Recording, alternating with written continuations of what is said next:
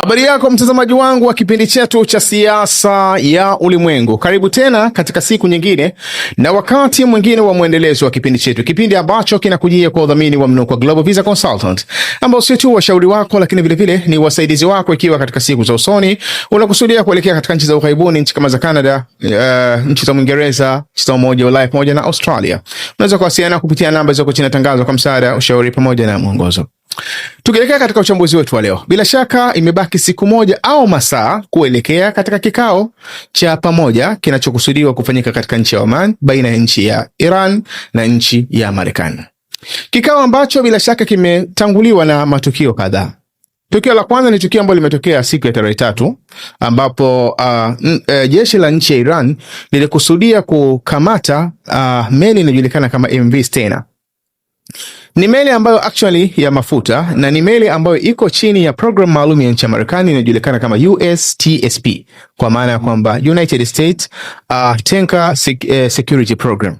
Ni program ambayo inaziruhusu baadhi ya meli za mafuta kuweza kutoa sapoti katika meli za nchi ya Marekani katika kipindi cha dharura, kwa maana kwamba katika kipindi kama cha migogoro ya vita na mfano wake. Kwa hivyo jeshi la nchi ya Iran lilikuwa limefanya juhudi kukamata meli hiyo, lakini hawakuweza kufanikiwa kutokana na sehemu ya msaada ambao ilitoka katika jeshi la nchi ya Marekani kupitia zile meli zake ambazo zinajulikana kama destroyer. Lakini katika siku ya leo jeshi la Iran limefanikiwa kukamata meli mbili ambazo vile vile ni meli za mafuta ambazo zipo chini ya program hiyo ya USTSP program. Na actually ukiangalia maelezo ya nchi ya Iran, wao wanachozungumza wanasema kwamba hizi ni meli za magendo ambazo zilikuwa zinakuja kufanya kazi ya kuiba mafuta kwa magendo, lakini kiuhalisia ni meli ambazo zipo katika interest ya nchi ya Marekani. Kwa hiyo tunaweza tukachukulia katika pande mbili tukio hili. Tukio la kwanza tunaweza kuchukulia katika upande wa sehemu ya kulipiza kisasi kutokana na move ambazo zilikuwa zimefanywa na nchi ya Marekani katika eneo la Venezuela, ambapo kuna meli zilikamatwa na zilikuwa zikihusianishwa na nchi ya Iran. Hiyo ni pointi ya kwanza.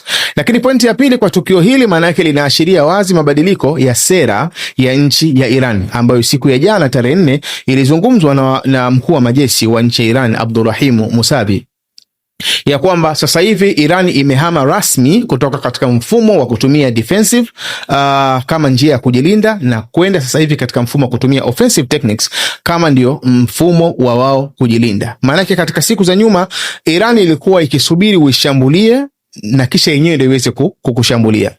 Lakini kwa sasa hivi maana yake mfumo wanaokwenda nao ni mfumo ambapo wanapoona kuna hatari basi lazima watafanya preemptive strike au preemptive movement. Maana watafanya tukio la haraka la kuweza kudhibiti move ile ambayo inaweza ikawa ina madhara katika upande wao. Na tumeona walikuwa wakipeleka drone kwenda kuchunguza katika sehemu ya USS Abraham Lincoln, lakini vile vile ukiachilia mbali hapo tumeona hizo juhudi za kutaka kukamata sehemu za hizo meli na pamoja na kukamata hizo meli mbili za mafuta. Maana yake ni kuwakilisha wazi kabisa kuhama kwa sera za kujilinda za nchi ya Iran kutoka katika mfumo wa defensive kuelekea katika mfumo wa offensive. Pamoja na kwamba mfumo huu wa offensive ni mfumo ambao tunaona Iran walikuwa wanautumia kwa muda mrefu, pamoja na kwamba walikuwa hawajautangaza moja kwa moja katika mipaka yao.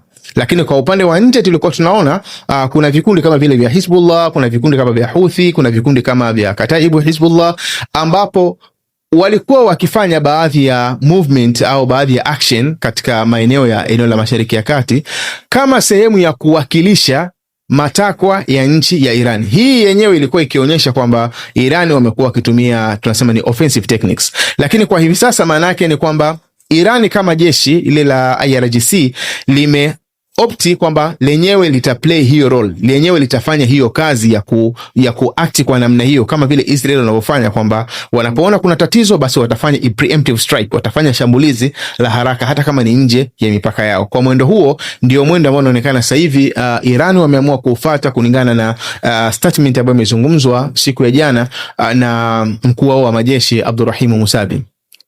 Lakini vile vile tukio lingine ambalo tumelishuhudia kabla ya kuelekea katika hichi kikao ni kuhama kwa eneo la kikao. Katika siku za nyuma tulikuwa tunafahamu kwamba kikao kitakaliwa katika nchi ya Uturuki. Lakini ghafla nchi ya Iran ikaraizi hoja kwamba kikao hakitafanyika katika nchi ya Uturuki, kikao kifanyikie katika nchi ya Oman. Hoja yao actually ni hoja ambayo iko very technical. Ni hoja ambayo imechunga mambo mengi.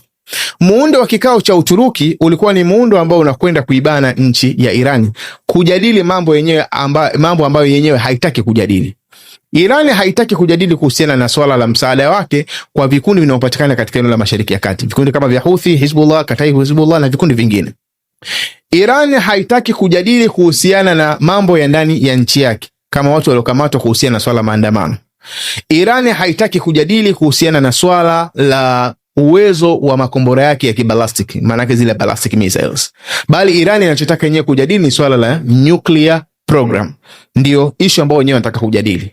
Sasa kwa muundo wa nchi ya Uturuki, maana yake ulikuwa unaruhusu uwepo wa baadhi ya nchi kama za Saudi Arabia, nchi kama United Arab Emirates, vile vile nchi kama Qatar ama Egypt, pamoja na nchi ya Uturuki na Marekani pamoja na nchi ya Iran. Nchi hizi kuwepo kwake, issue yake kubwa ilikuwa ni kujadili kuhusiana na vikundi vinavyopatikana katika Mashariki ya Kati, eneo la Mashariki ya Kati, kwa sababu wao ni wahanga wa uwepo wa vile vikundi. Hiyo pointi ya kwanza.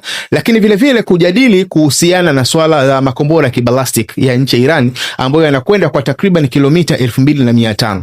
Ina maana hizi nchi zote zinakuwa ndani ya mapito ya makombora ya nchi ya Iran. Sasa kwa kuzingatia kwamba Iran haitaki kufanya discussion ya mambo hayo kwa sababu yanachunga sera ya nchi ya Iran ya namna gani ya kujilinda. Iran wameamua kuadapti utaratibu wa offensive wa kujilinda kwa kutumia offensive technique. Kwa kutumia utaratibu huu, maana yake ni kwamba wanafanya sera ambayo inajulikana kama asymmetric policy. Tukisema asymmetric policy, maana yake ni sera ambayo nchi inaweza ikaamua kuitumia kwenye kujilinda kwa kuzingatia kwamba wapinzani wake huenda wakawa na nguvu kushinda yenyewe. Kama vile unavyoona nchi ya Marekani, kwa Marekani ina nguvu kubwa kushinda nchi ya Iran. Sasa Iran inawezaje kujilinda dhidi ya nchi ya Marekani? Kwa hiyo inaweza ikaadapti utaratibu ambao tunasema ni asymmetric policy. Inaadapti utaratibu wa kuweza kujilinda katika mazingira ambayo yenyewe inawezekana isiwe na nguvu kubwa. Kwa mfano, ukiangalia katika nchi ya Iran imejaribu kufanya decentralization. Jeshi lake haliko mahala pamoja. Na hii ni baada ya kuona katika nchi ya Libya jeshi lilipoanguka, katika zile Central Command zilipoanguka, maana yake jeshi lote liliparalyze, lilikosa uwezo. Ukiangalia mwaka 2003 katika nchi ya Iraq, vile vile jeshi lilipoanguka zile Central Command, matokeo yake ni kwamba jeshi liliparalyze. Kwa hivyo Iran ni kwa muda mrefu toka mwaka 2003 waliamua kubadilisha hizo techniques, lakini maana yake ni kuadapti ule utaratibu wa asymmetric policy. Utaratibu wa kwamba tunafanyaje tuweze kujilinda dhidi ya adui ambaye ana nguvu kutushinda sisi. Sasa kiutendaji manake wanatumia utaratibu huo sasa hivi, kwamba na wenyewe wanafanya kama Israel anavyofanya, kwamba Israel anapoona kwamba kuna tatizo sehemu anafanya shambulizi la haraka. Ndio utaratibu ambao Iran na wenyewe wameamua kuadapt, na ndio maana tumeona wamepeleka zile drone kwenda katika ile USS Abraham Lincoln, wamefanya movement kama ya kutaka kukamata meli na hizi ambazo wamezikamata za mafuta. Yote ni kuonyesha kwamba sasa hivi wamehama, wameelekea katika upande wa offensive techniques, katika kuangalia namna ya kuweza kujilinda. Sasa katika mazingira namna hiyo, maana yake hawawezi kukubali kufanya discussion ya swala la ballistic missiles, kwa sababu uwezo wa kiballistic maana yake unaendana na sera yao ya wao kuweza kujilinda, bali wao wanachohitaji zaidi ni kufanya discussion ya swala la nuclear tu.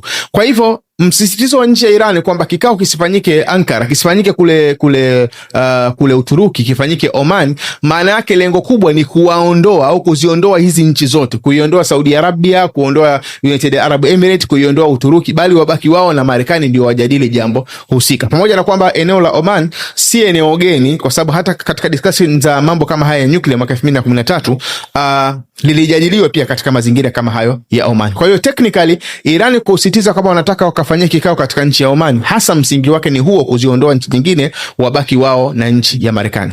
Sasa changamoto kubwa inakuja katika mfumo pia wa mjadala. Nchi ya Marekani yenyewe inahitaji kujadili kama package. Maana yake ijadili wakati huo swala la watu waliokamatwa nchi ya Iran, ijadili wakati huo swala la ballistic missiles, ijadili wakati huo swala la Iran kutoa support yake katika vile vikundi vya eneo la Mashariki ya Kati, na ijadili wakati huo swala la silaha za nuclear au urutubishaji wa nuclear. Wakati Iran upande wake hizo discussion zingine zote haihitaji. inahitaji ifanye discussion kuhusiana na swala la nuclear. Kwa hiyo hii ni sehemu ya kwanza ya muundo ambayo tunajaribu kutazama ni namna gani wanaweza wakautengeneza mpaka ukabaki katika discussion ya kitu kimoja. Pamoja na kwamba haya yote mambo matatu ya mwanzo tunaona ni mambo ambayo hata yakiingia katika mjadala hawawezi kufikia katika makubaliano. Swala la kuwatoa watu waliokamatwa katika kipindi cha mgogoro wa maandamano, swala la maandamano ndani ya nchi ya Iran, maana ni jambo ambalo Iran wanazingatia ni jambo la ndani ya Iran, na hivyo halihitaji ushawishi wala msukumo kutoka katika nchi nyingine yote dhidi ya Iran yenyewe. Lakini katika swala la ballistic missiles, Iran manake katika sera yake ya kujilinda hawawezi kupunguza uwezo wa silaha zake za kibalastiki, kwa sababu uwezo wa silaha hizo unawakilisha sera yao ya wao kuweza kujilinda. Kwa hiyo hili ni jambo ambalo vile vile tunaona wazi kabisa kwamba hawawezi kukubali kuliingiza katika discussion kwa namna yoyote. Lakini jambo la tatu ni support yake katika vikundi vile vya eneo la Mashariki ya Kati. Vikundi vya Mashariki ya Kati manake vinasimama kama ndio tunasema kwamba ni kama kundi la mbele la wapiganaji wa nchi ya Iran. Maana kabla hujaifikia Iran, mbele yake kuna Hizbullah, mbele yake kuna Kataib Hizbullah, mbele yake kuna Houthi. Maana hawa wanasimama kama ni forefront, wanasimama kama ni watu wa mbele wa kusimama ili kuweza kulinda mipaka ya nchi ya Iran. Na ishu kubwa zaidi ni kwamba kusimama kwao, pamoja na kwamba wapo katika mipaka ya nchi nyingine, wanasimama kwa ideology. Manake vikundi hivi hasa vinatoka katika madhehebu ya Kiislamu ya Kishia, na kiongozi wao mkuu hasa ni yule raisi wa nchi yule kiongozi mkuu wa nchi ya Iran, Ali Khamenei. Kwa ina maana kusimama kwao sio tu kulinda kwamba wanasapotiwa na nchi ya Iran, lakini wanasimama kwa sababu ya kulinda ile ideology ambayo inasimamiwa vile vile na nchi ya Iran. Na jambo la nne ambalo hilo ndo linaweza likaingia hasa katika discussion wote wakakubaliana ni swala la nuclear program. Pamoja na kwamba kwa namna wanavyoweza kulijadili na kwa namna ambavyo wanaweza kukubaliana, pia bado itakuwa ina mashaka mengi, kwa sababu Marekani anachohitaji ni kwamba Iran isifanye urutubishaji kabisa wa nuclear program. Wakati ukimsikiliza Ali Shemkhan ambaye ni mshauri wa Ali Khamenei, yeye anachozungumza anasema kwamba wanaweza kupunguza urutubishaji kutoka katika ile 60%, kwa sababu wana kiasi kama cha kilo 408 ambazo zimerutubishwa kufikia kwenye kufikia katika 60% ya urutubishaji. Kwa hiyo wao wanachozungumza wanasema kwamba wanaweza wakapunguza urutubishaji kutoka katika 60% kwenda katika 20%, lakini sio kuacha kabisa kurutubisha. Hiyo ni pointi ya kwanza, ambayo kutoa katika 60% kurudisha katika 20% si jambo gumu, kwa sababu hiyo 60% yenyewe ni sehemu ya tunasema ni gesi. Actually inakuwa katika muundo wa gesi ambao wanaita uranium hexafluoride, ambao kuitoa katika hiyo 60% kinachofanyika ni kuongeza tu kiasi cha gesi ambacho vile vile kinakusanya sehemu ya uranium ambayo haijarutubishwa, ambao tunasema ni depleted uranium, ambayo ikichanganyika na hii uranium hexafluoride maana yake inapungua ule uwezo wake au ile nafasi yake ya kurutubishwa kutoka kwenye hiyo 60% inaweza ikadrop mpaka katika 20%. Sasa hoja ya msingi ni kwamba kwa nini Irani wao wanahitaji 20%? Yani msingi wa kuhitaji 20% hasa ni kitu gani? Msingi wa kuhitaji 20% ni kwa kuzingatia kwamba 20% ndio kigao muhimu cha kuweza kutofautisha urutubishaji wa juu na urutubishaji wa chini. Manake mtu anaporutubisha uranium ikivuka 20% inazingatiwa kama hiyo ni unasema wenyewe ni highly uranium enrichment. Manake ni mtu anaelekea kwenye kutengeneza silaha kutoka katika 20% kwenda juu. Lakini anapokuwa amerutubisha chini ya 20%, manake anazingatiwa kwamba urutubishaji wake huyu ni kwa ajili ya matumizi ya kawaida ya kibinadamu ambao wenyewe wanaita ni low uranium enrichment. Sasa katika uizani huu wa 20%, maanake ni kwamba Irani wanachochunga ni kwamba hali ikibadilika wakati wowote wao wanaweza wakaendelea kufanya enrichment kuelekea hata katika 90%. Kwa sababu kazi kubwa katika urutubishaji wa uranium, kazi kubwa huwa inafanyika kwenye urutubishaji kutoka katika 0.7 mpaka katika 20%. Hapa ndio 90% ya kazi yote ya urutubishaji inafanyikia hapa. Ina maana kutoka katika 20% kuelekea hata katika 90% ni 10% tu ya kazi yote ya urutubishaji, ambayo inahitaji tu wiki kadhaa kuweza kukamilisha hiyo 90% ambayo unaweza kutengenezea silaha za nuclear.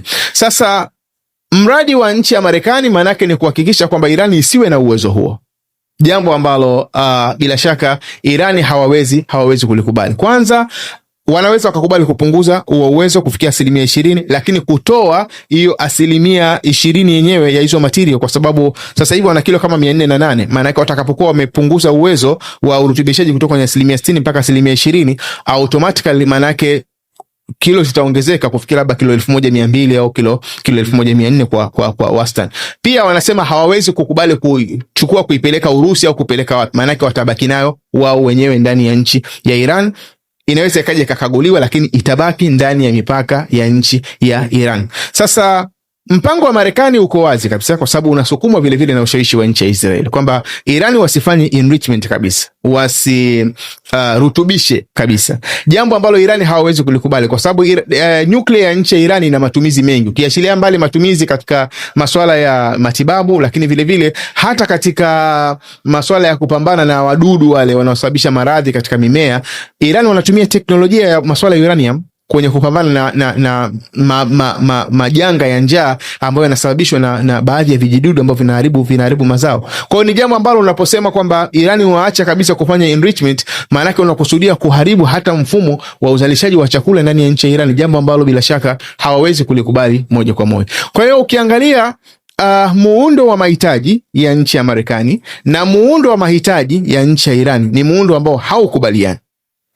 Na kile ambacho wanaweza wakakubaliana, maana yake ni kwamba Iran anaweza akakikubali kwa kiwango tu, kwa kuzingatia mazingira ya kiusalama, kwamba akiwa na 20% ana uwezo wa kwenda mbele, lakini vile kwa kuzingatia maslahi ya nchi katika upande wa uzalishaji kama wa chakula, maana yake ni lazima vile vile uendelee kufanya urutubishaji, jambo ambalo Marekani bila shaka inawezekana kabaki na msimamo kwamba hilo haliwezekani. Kwa mazingira hayo, kama hali itabaki hivyo, maana yake matarajio ya wao kufikia katika hitimisho inawezekana yakawa ni madogo, na ni jambo ambalo tunajaribu bado kulitazama, lakini tuna mashaka makubwa kwamba kuna uwezekano mkubwa kesho wakashindwa kufikia katika makubaliano. Kwa hiyo bado tuna muda wa kuendelea kulifuatilia jambo hili, tukitaraji kwamba huenda siku ya kesho tukapata taswira iliyokuwa bora zaidi ya hii ambayo tumekuletea. Jina langu naitwa Maulid Ali Mnukwa. Nikuombe uendelee kufuatilia vipindi vyetu, na nikuombe usahau kusubscribe, kulike, kushare pamoja na kucomment. Uwe na muda mwema.